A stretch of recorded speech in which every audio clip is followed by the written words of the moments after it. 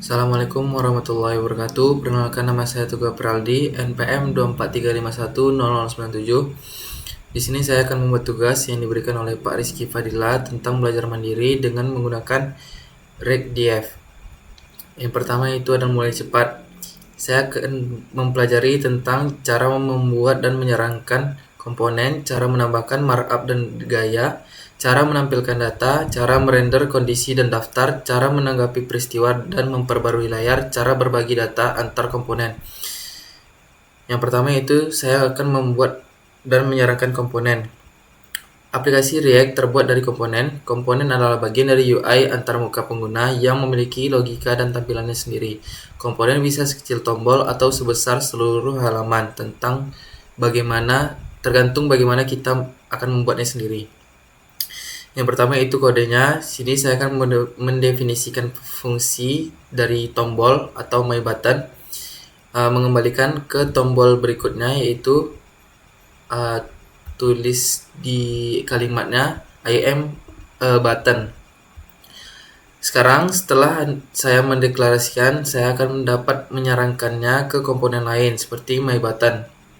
Yang pertama itu export default function my app. Di sini fungsinya itu agar tombol saya terlampir di website tersebut.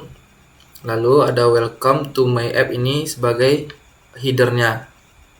Contohnya seperti ini, welcome to my app, ini adalah header, dan I am a button ini ada bingkainya.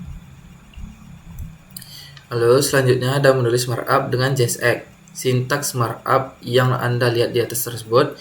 JSX ini opsional, tetapi sebagian besar proyek React menggunakan JSX untuk kenyamanannya. Semua alat yang saya rekomendasikan untuk pengembangan lokal mendukung JSX di luar kotak. JSX lebih ketat daripada HTML. Anda harus menutup teks seperti komponen. Anda juga tidak dapat mengembalikannya ke beberapa tag JS. JSX Anda harus membungkusnya menjadi induk bersama seperti pembungkus atau pembungkus kosong. Yang pertama itu fungsi tentang halamannya, lalu return, headernya ada about dan bodinya hello there dan how about you do. Selanjutnya saya akan menambahkan gaya dengan kode img class name avatar ini untuk menampilkan foto atau avatar saya. Kemudian saya menuliskan aturan CSS ke dalam file secara terpisah, yaitu dalam file CSS-nya saya menambahkan kode .avatar dengan border radius 50%. React tidak menentukan cara saya menambahkan file CSS. Dalam kasus yang paling sederhana, saya akan menambahkan tag link atau tautan ke HTML saya. Jika saya menggunakan alat build atau kerangka kerja, lihatlah dokumentasinya untuk mempelajari cara menambahkan file CSS ke proyek saya. Untuk menampilkan datanya, yaitu yang pertama ada return H1 ini untuk header dan username. Username ini saya bisa ganti ke nama saya sendiri. Saya juga dapat melarikan diri ke JavaScript dari atribut JSX, tetapi saya harus menggunakan kurung kurawal alih-alih tanda kutip. Misalnya, meneruskan string sebagai kelas CSS, tetapi membaca nilai variabel JavaScript, lalu meneruskan nilai tersebut sebagai atribut class name sama dengan avatar. Dalam tanda kutip, avatar src sama dengan user image URL. Ini berguna untuk jika saya ingin memasukkan foto berupa link, saya akan menyalin dan mengpaste di sini atau menempelkan. Ini contohnya. Yang pertama itu kodenya const user, lalu head lamar ini adalah headernya. Image URL ini adalah file foto yang ingin saya masukkan tadi. Image size ini adalah seberapa besar, untuk mengatur seberapa besar atau kecilnya sebuah foto. Ini adalah contoh file outputnya. Lalu selanjutnya ada rendering bersyarat. Di React tidak ada sintak khusus untuk kondisi penulisan. Sebagai gantinya, saya akan menggunakan teknik yang sama seperti saya gunakan saat menulis kode JavaScript biasa. Misalnya, saya dapat menggunakan pernyataan if untuk menyertakan JSX secara kondisional. Let content if ini berguna untuk jika kondisi yang ini tidak terpenuhi, maka akan dilanjutkan dengan else. Lalu ada return, jika else tidak berfungsi, maka akan melanjutkan ke if atau return kembali ke if. Jika saya lebih suka kode yang lebih kompak, saya dapat menggunakan power operator kondisional atau tidak seperti ini bekerja dalam JSX. Selanjutnya ada merender daftar. Saya akan mengandalkan fitur JavaScript seperti for loop dan fungsi array map untuk merender daftar komponen. Misalnya, katakanlah saya memiliki serangkaian produk. Yang pertama itu const product. Const product ini untuk menyertakan beberapa produk yang saya berikan ke dalam codingan tersebut. Ini ada 3 dan ID-nya berupa 1, 2, dan 3. Di dalam komponen saya gunakan fungsi untuk mengubah array produk menjadi array item atau map li, yaitu const. Di sini saya menggunakan variabel list item sama dengan produk ini adalah parameternya. Lalu kemudian key ini untuk menampilkan beberapa kode atau kode unik yang dimiliki oleh produk saya. Return ini untuk mengembalikan ketika saya menampilkan kodenya. Ada 3 produk yang saya berikan tadi. Yang pertama cabbage, garlic, dan apple. Cabbage, garlic, dan apple ini ada beberapa tipe. Yang pertama itu ada barang, yang kedua ada tumbuhan, dan ada buah-buahan.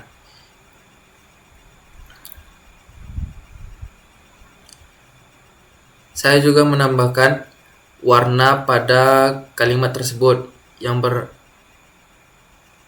berbeda.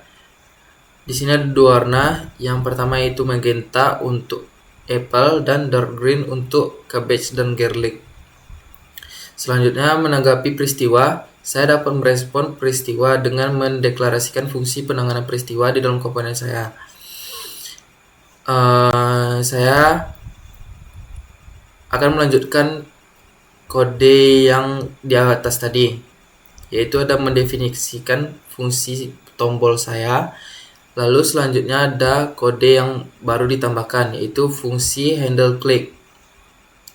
Fungsi handle click ini berguna untuk memanggil fungsi penanganan peristiwa, hanya perlu meneruskannya.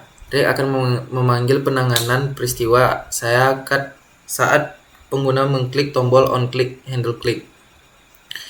Lalu memperbarui layar. Seringkali saya ingin komponen mengingat beberapa informasi dan menampilkannya. Misalnya mungkin saya ingin menghitung beberapa kali tombol diklik. Untuk melakukan ini, tambahkan ke status komponen yang saya punya menggunakan kode import useState from React. Import ini adalah variabelnya, useState ini adalah parameternya, dan from React ini adalah dari mana file tersebut diambil.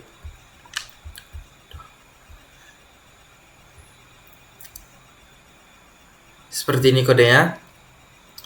Yang pertama itu ada fungsi tombol yang saya miliki, lalu const count dan set count sama dengan useState.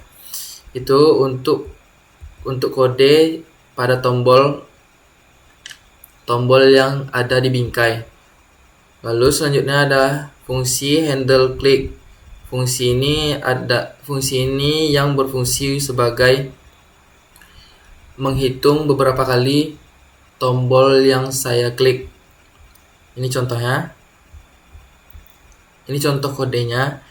Yang pertama itu menggunakan header counter date update separately yang diambil dari React, diekspor menggunakan fungsi myButton, const count, dan set count useState. Lalu ada fungsi handle click. Fungsi myButton ini untuk menampilkan tombol di bingkai. Lalu fungsi handle click ini untuk menghitung. Setiap kali kita mengklik, dia akan bertambah 1, seperti dengan kodenya set count plus 1. Ini contohnya, ketika diklik, dia akan menambah clicked 10 times, clicked 11 times, clicked 12 times, dan clicked 13 times. Selanjutnya, menggunakan kait. Fungsi yang dimulai dengan hooks adalah hooks bawaan yang disediakan oleh React. Anda dapat menemukan hook bawaan lainnya di referensi API. Saya juga dapat menulis hook saya sendiri dengan menggabungkan yang sudah ada. Menggunakan kode useTag. Kait lebih ketat daripada fungsi lainnya. Saya hanya dapat memanggil hook di bagian atas komponen saya. Jika saya ingin menggunakan dalam kondisi atau loop, ekstrak komponen baru dan letakkan di sana, di dalam file useTag.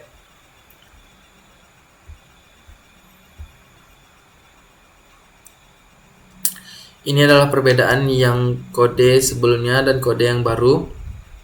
Di sini file yang pertama menampilkan my app, my button, dan my button yang kedua. Ini sama tombolnya, tidak ada yang berbeda di antara salah satu tombol. Untuk kode yang kedua, menampilkan my app di atasnya, lalu my button yang pertama berbeda dengan my button yang kedua. Itu adalah fungsi dari menggunakan kait, karena membedakan tombol satu dengan tombol lainnya. Ini untuk perbedaan yang tombol kedua. Tombol kedua ini untuk menghias beberapa tombol yang ada di aplikasi tersebut. Ini adalah contoh kodenya.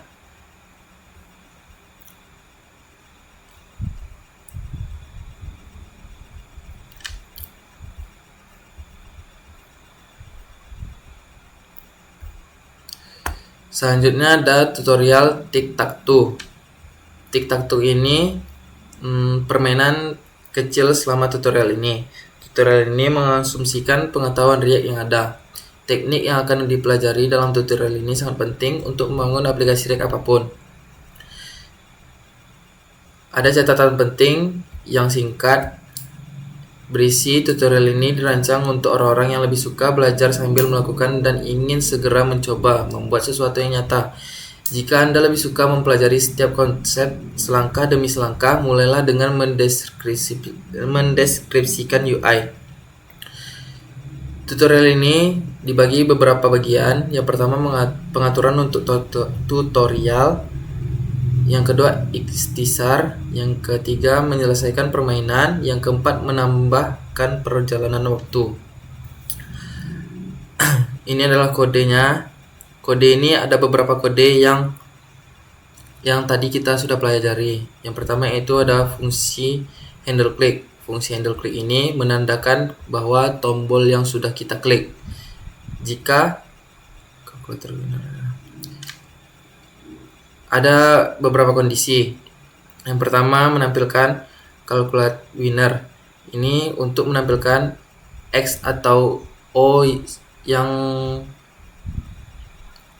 dinyatakan sebagai pemenang. Lalu kembali ke fungsi board lagi. Lalu ada if lagi. Ini untuk menandakan X dan O-nya. Ada if X dan else O. Ini adalah kode untuk menampilkan winner dan next player-nya. Ada const winner, ini untuk variabelnya, dan parameternya calculate winner square. Calculate winner square ini untuk menghitung nilai yang berada di dalam kotak. Ada dua kondisi. Yang pertama, jika X atau O menang, ia akan menampilkan sebuah kalimat yang berisi winner sama dengan X atau O atau plus winner. Selanjutnya, kalau ingin memulai, ia akan menampilkan nilai X atau O duluan. Ini bisa saja diubah X atau O, tapi yang bawahnya sudah diatur.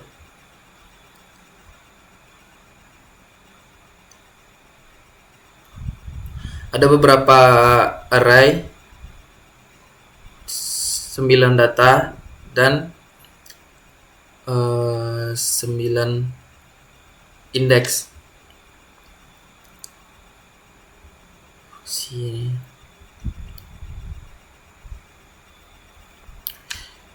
Langsung saja saya menjalankan outputnya.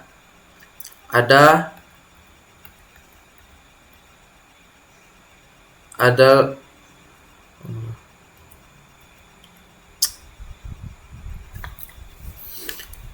ketika X sebagai pemenang, ia akan menampilkan winner X dengan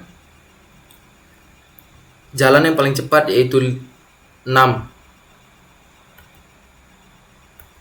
Lalu ketika ingin menampilkan O sebagai pemenang, jalan yang paling cepat adalah 7. Untuk mengetahui jalan yang paling lama sampainya, itu kita akan menampilkan beberapa perbedaan.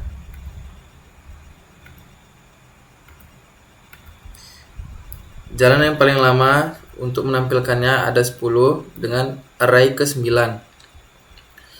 Pengaturan untuk tutorial ini adalah di editor kode langsung di bawah ini. Klik for di sudut kanan atas untuk membuka editor di tab baru. Menggunakan situs web kode sandbox. Kode sandbox memungkinkan Anda menuliskan kode di browser dan melihat peta tinjau bagaimanapun Anda menggunakan akan melihat aplikasi yang telah dibuat. Tab harus baru menampilkan tab kosong dan kode awal untuk tutorial.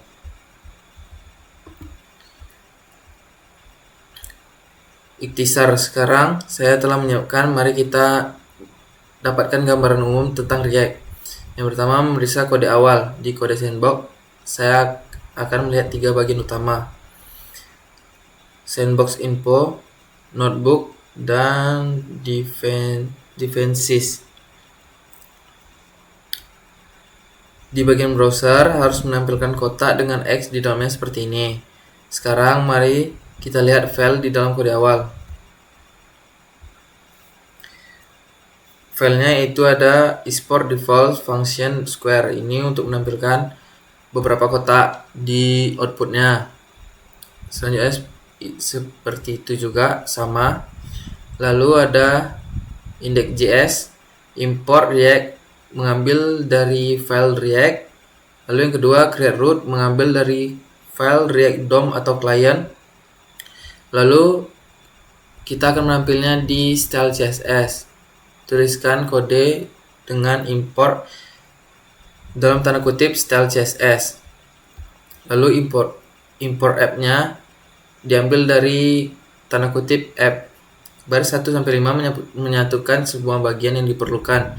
Bereaksi, perpustakaan React untuk berbicara dengan browser web, gaya untuk komponen Anda, komponen yang harus dibuat di app.js. Lalu ada membangun papan. Kegunaannya untuk export default function square. Ini untuk membangun papannya atau garis-garis yang ada di output tadi.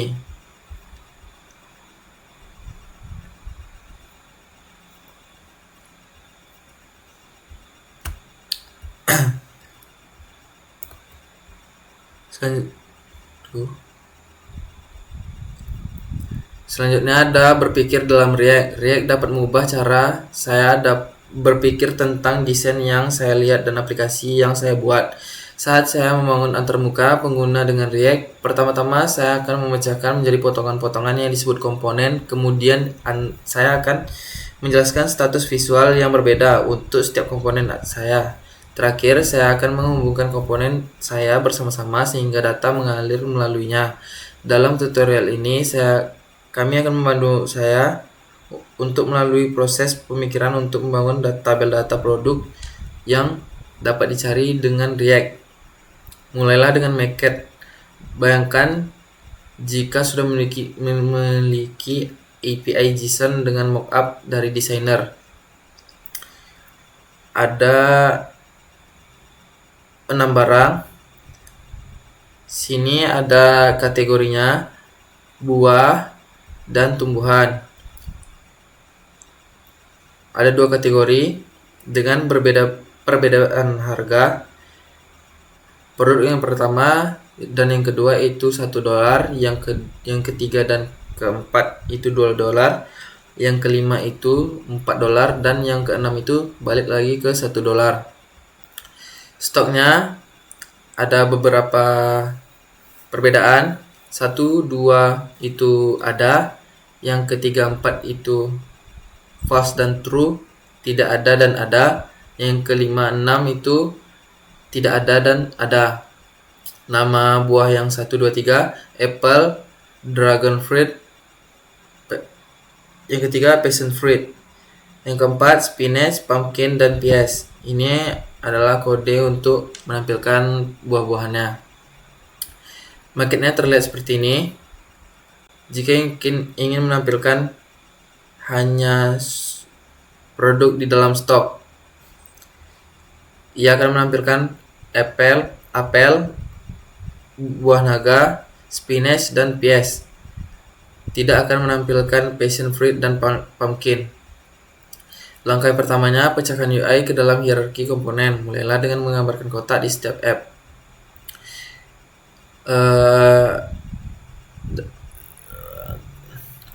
Desain membagi beberapa komponen dengan berbagai cara. Yang pertama, pemrograman. Gunakan teknik yang sama untuk memutuskan apakah membuat fungsi atau objek baru. Lalu ada CSS. Yang ketiga ada desain. Ada 5 komponen di layar ini. Yang pertama, filterable product tab. Yang kedua, search bar. Itu untuk mencari buah atau tumbuhannya. Yang ketiga itu adalah produk tabel yang berisi nama dan harganya. Produk kategori raw, ada buah dan tanaman. Yang ketiga berisi data-datanya. Nih. Langkah kedua, bangun versi statis di React. Versi statis ini adalah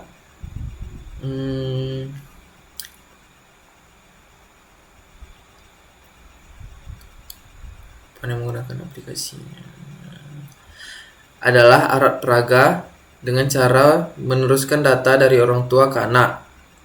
Jika saya terbiasa dengan konsep stat, jangan gunakan stat sama sekali untuk membuat versi statis ini. Status hanya dicanangkan untuk interaktivitas, yaitu data yang sering berubah seiring waktu. Karena ini adalah data statis dari aplikasi dan saya tidak memerlukannya. Ini adalah contoh-contoh datanya. Kita bisa ganti untuk buah naga atau apel, atau di bagian yang lain. Ada fungsi yang pertama, itu fungsi menampilkan produk dari kategori raw. Produk kategori raw ini adalah produk untuk menampilkan data-data yang saya miliki, buah-buahan atau tumbuhannya. Ini kategori di 2. Fungsi produk raw ini untuk menampilkan stok yang tidak ada akan berubah menjadi warna merah. Lalu ada produk tabel. Produk tabel ini adalah untuk membuat tabel itu rapi dengan menambahkan cons row dan let last kategori. Lalu ada fungsi search bar. Search bar ini adalah untuk mencari apel.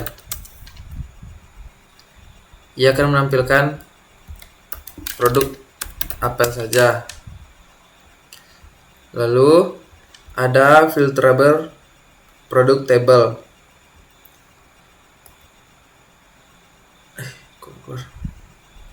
Filter ini adalah untuk menampilkan beberapa produk yang hanya ada di dalam stok. Jika tidak ada, ia akan keluar dari outputnya. Ini adalah beberapa produk yang saya punya. Ini contoh outputnya. Langkah yang ketiga, temukan representasi status UI yang minimal namun lengkap. Yang saya pikirkan, yang pertama daftar produk, yang kedua teks pencarian atau search bar, yang ketiga nilai kotak centang, yang keempat daftar produk yang disaring. Bahas satu persatu. Yang pertama daftar produk, lalu teks pencarian, nilai kotak, dan daftar produk lagi. Langkah keempat, identifikasi di mana negara bagian yang harus saya tinggal. Setelah mengidentifikasi data status minimal aplikasi, saya perlu mengidentifikasikan komponen mana yang bertanggung jawab untuk mengubah status ini atau memiliki status. Ingat, React menggunakan aliran data satu arah, meneruskan data ke bawah hierarki komponen dari komponen induk ke komponen anak. Ini adalah contoh komponen dengan hook useTest. Kait adalah fungsi khusus yang memungkinkan saya mengaitkan React. Tambahkan dua variabel status di bagian atas dan tentukan status awalnya filterable product table. Kode ini berfungsi sebagai alat untuk memfilter apa saja kode yang apa saja produk yang saya punya. Lalu ada kode search bar dan produk tabel. Search bar ini untuk mencari apa produk-produk yang saya punya, dan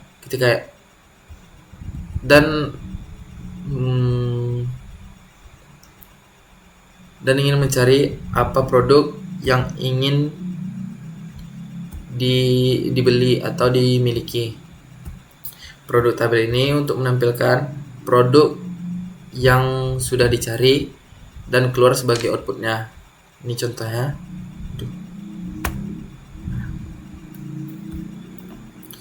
Apple. Ia akan menampilkan Apple saja.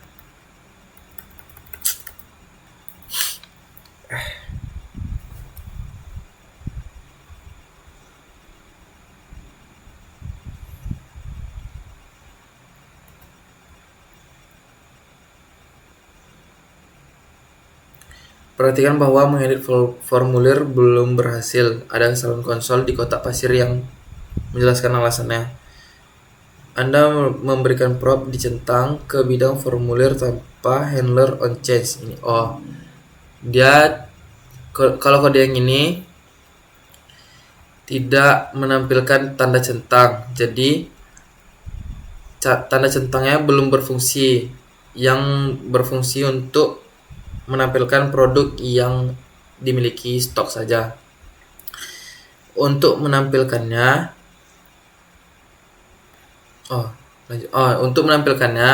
menggunakan kode fungsi filterable product table atau menampilkan produk yang hanya berada di dalam toko atau stok. Ini untuk menampilkan search bar-nya. Ini kodenya seperti ini. Sekarang aplikasi saya berfungsi sepenuhnya karena dia sudah menampilkan search bar, lalu menampilkan tanda centang di produk-produk yang ada di dalam stok. Nih, terlihat berbeda.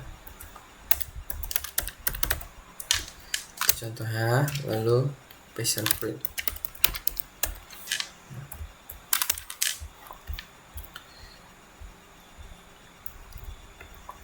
Demikian pembelajaran yang dapat saya lakukan. Apabila ada kesalahan kata, saya mohon maaf. Assalamualaikum warahmatullahi wabarakatuh.